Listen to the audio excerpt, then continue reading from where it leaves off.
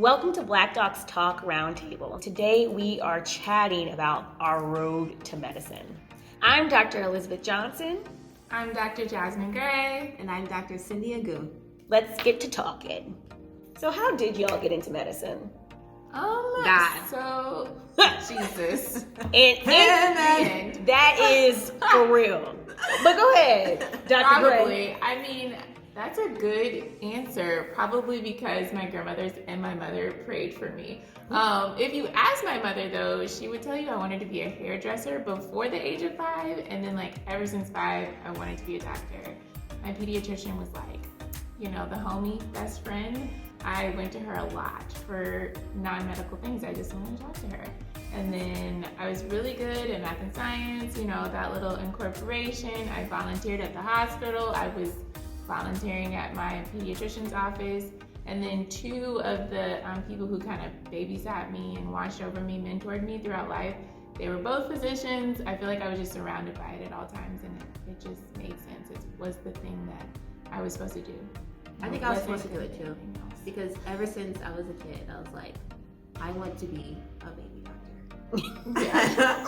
I did not. I didn't know how I was going to get there, but I was like, this is what I want to do. That's why I'm like, Dad put that seed in my head, you will be a doctor. I actually wanted to be a marine biologist at first. For 2 reasons. Blue? That looks... Yeah, I know. Let's see. No, the obsession came from The Little Mermaid. I loved Ariel, and I felt like mermaids needed doctors too. And first of all, this is a true story. The way that they are laughing at me right now, y'all, this is a true story. I was like, she needs healthcare as well. And so I was trying to be considerate of Ariel, and I also wanted to swim with manatees and whale sharks. So I picked marine biology. This is why we're pediatricians. Yes, but instead, somehow I got into taking care of children because apparently mermaids are not real. Or are they? Anyway, that's how I got into, that's not how I got into medicine. But then I decided, what's a lot more feasible is to take care of humans. So I decided to go into medicine. And also, on a more serious note, it came from when I was, I think maybe 8 years old. My grandfather died from cancer, and I was very upset that I couldn't do anything to help take care of him. So I didn't want other families to experience what we experienced. So that was the other probably major reason. That's true. I always also wrote about my grandmother and her first stroke and how that journey really solidified it. How you said you couldn't help, and I just wanted to help, and so I helped through rehabilitation, but I wanted to know how to make her better. What did the doctors do? What were the So we all wanted to go. We knew we wanted to do medicine, right? But how did we get to med school? Well, my road was non-traditional, or my road to medicine is non-traditional, as many would say. So I first did grad school because I had a little too much fun. What was your undergraduate degree on? Oh. I went to the University of Virginia, by the way. Shout out to the Wahoos. And my major, I was a double major in sociology and African American studies. Because and I was pre-med. My biggest thing was that you have to understand who you're taking care of and why things are the way they are in order to actually, make a difference. So that was important to me. My degree was in biological sciences. So I was just like, let me just do some science. I couldn't. I didn't I always thought you have to have some type of science background to get into medical school. And it wasn't until later that I learned no, you don't. You can have a major in dance and still get into med school as long as you took, the prerequisites that you were required to take.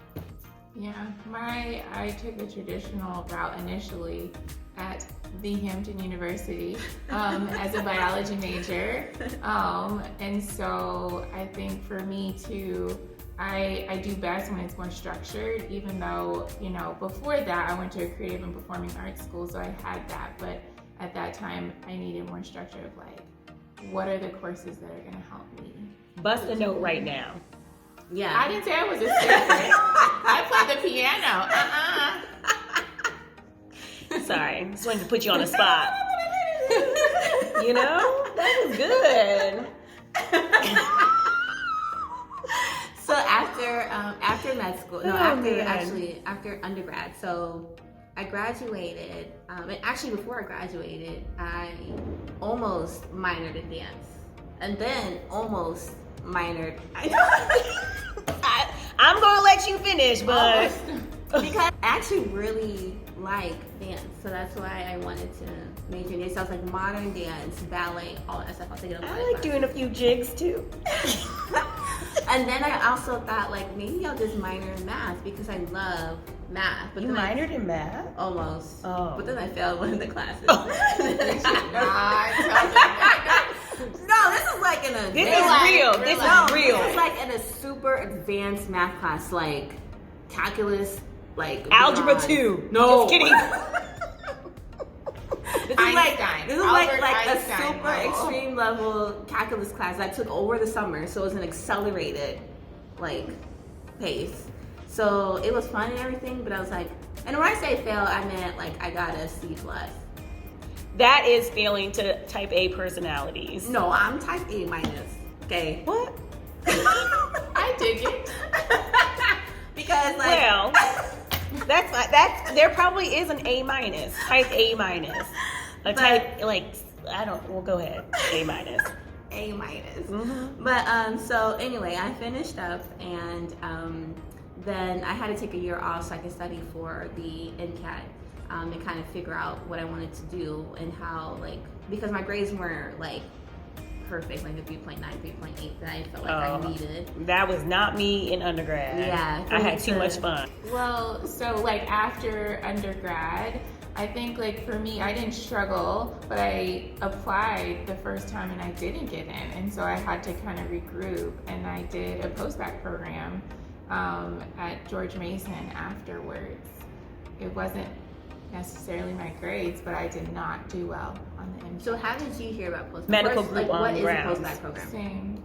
Post-bac programs, to like oversimplify things, basically like they're graduate school programs to show that you can basically handle high-level classes, and sometimes, I shouldn't say that, but sometimes they allow you to either retake courses that you did in undergrad and didn't do well in, or take those prerequisites that you didn't take. So Right, like if you were like, hey, I really wanted to go to medicine, but I never took that, some of the post-bac programs have that option. So I did a post-bac as well, just because I knew I wasn't ready to go to medical school.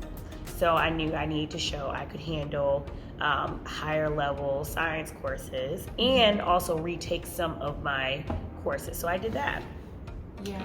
And I did do well on my MCAT. Yeah, mine was the MCAT. My post-bac, you kind of have to tailor your post-bac to like what you want and need. Mine was connected to a medical school as well. And so we got to take classes with Georgetown University, like hand in hand, like you said, to show that you can handle this level of work.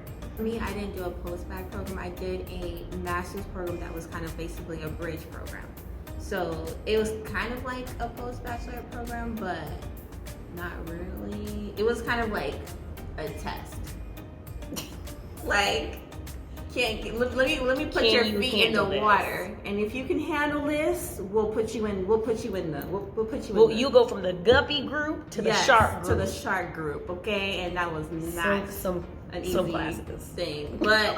So that, and actually how I came across that is I was actually looking for post-bac programs and kind of stumbled across it.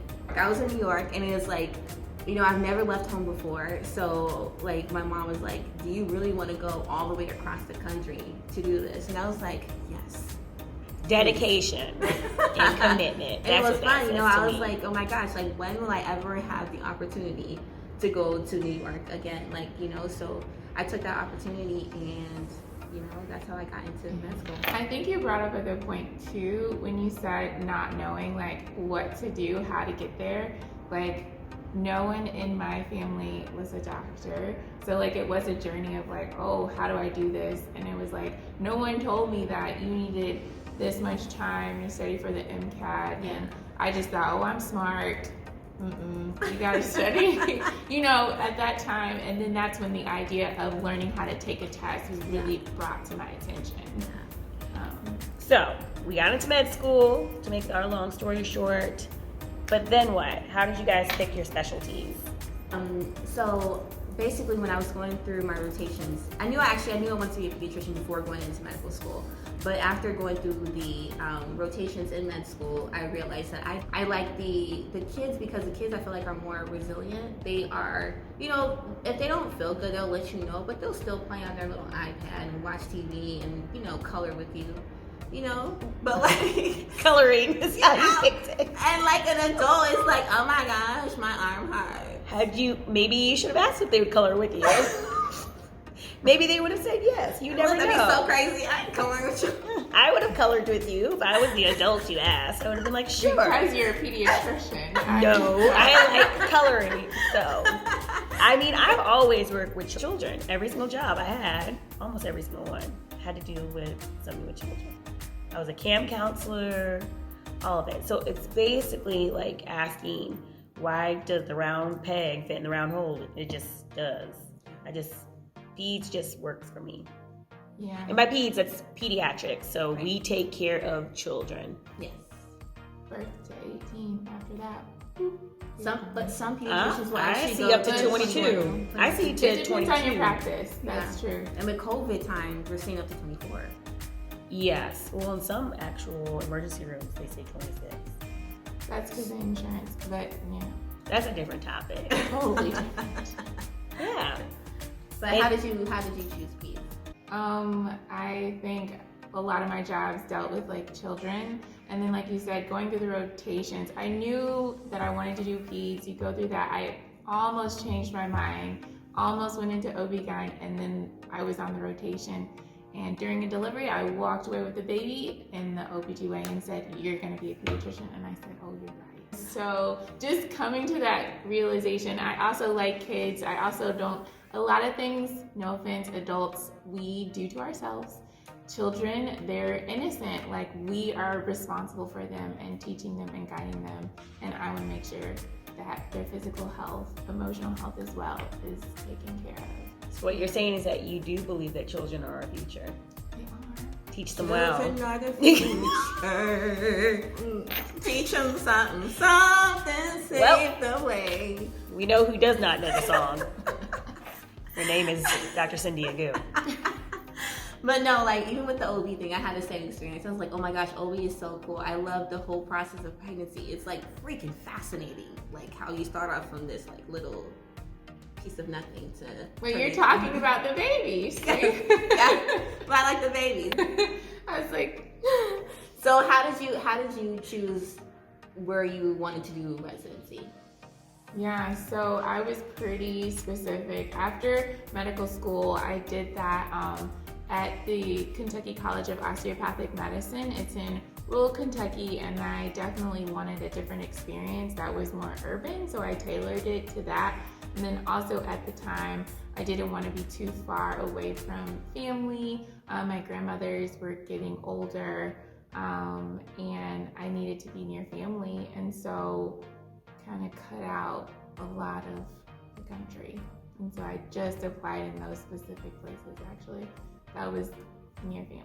Kind of close to home. Yeah, I kind of applied broadly. You know, I was like, I'll go anywhere. I ain't got nothing time down, so I'll go anywhere. I was really open to exploring the country. You know, like you know, going from California to New York, and just being able to go maybe down south, or I mean, I probably wouldn't have gone to like. Don't say it. Utah. Don't say it. Oh, wait. Okay. That's, I mean, Utah. no offense, I said no urban. offense to anybody in Utah who was watching I ain't us. living in Utah. Okay. She just didn't want to go there. By the way, residency is what you do after medical school, and it gives you like specific training in a specialty. Right. Okay. Right. So how did I get to residency in Detroit? Jesus. Okay, he picked it for me, and I said, that's pretty far, are you sure? And he's like, you want to go or not? I said, sign me up, okay? And that's how I got here. That's that sums it up, basically. Yeah. So And I feel that's like, how we met. and that's how we met. So then now, okay, so we've all finished residency. A year ago, not even 4 months, 5, 6, like recently. June 2020. The pandemic. And then you're like over a year ago. Yeah. Yeah, same. I'm no here, longer over a fresh year off the ago. block. So after residency, what did you guys decide to do? I am a general pediatric outpatient attending. The same. Yeah, I always wanted to go outpatient, so that's what I did. Yeah, I didn't want to be in the hospital anymore. I'm not doing outpatient. I wanted to be in the hospital. No, thank you. So I am a NICU fellow. So we deal with mainly preterm babies or really, really sick babies. So it's crazy to see, like sometimes we'll have, some of like the 24-weekers will be born. And it's crazy when you see them when they're 4 years old. And it's like, you went through so much, but you're sitting here running around coloring with me. Back to the coloring. That's what it all comes down to. Coloring. Can you color? Okay. Hey, that's a milestone though. Milestones were being met. That's what she was ensuring. Well, guys, this has been a great discussion. Anything else that you guys want to talk about or touch on? Or are we wrapping up our round table? I think that's it. Yeah, I think we kind of talked about how we pretty much got to where we were. Yeah. And I think also just emphasis on like there's no straight path. Right. Like Yeah. it's all over the place, but tailor it to yourself. Right. You're gonna get there. Don't forget, like, you're gonna get there. Yeah. As long as you really want to and you keep going and don't let anybody tell you that you can't, you will get there. Mm-hmm. And my favorite thing that I remember is that sometimes, like, man's rejection is God's protection. So it doesn't matter how long it takes. If you feel that this is what God has for you, then it will come. That's so true.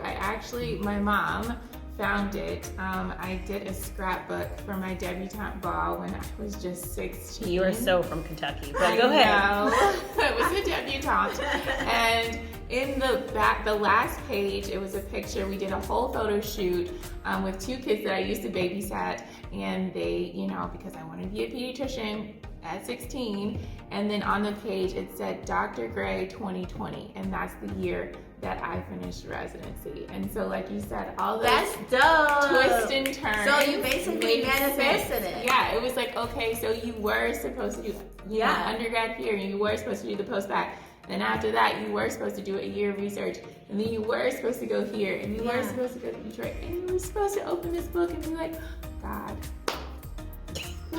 Okay. God.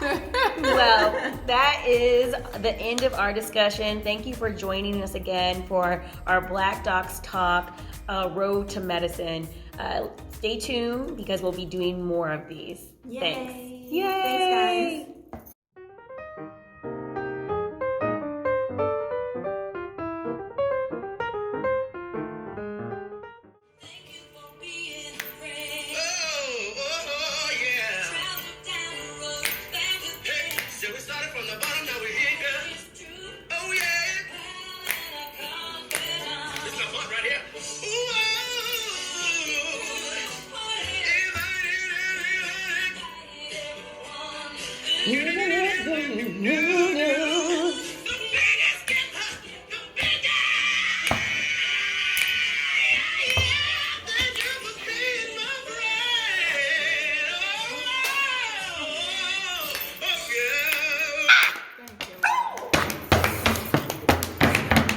Nope.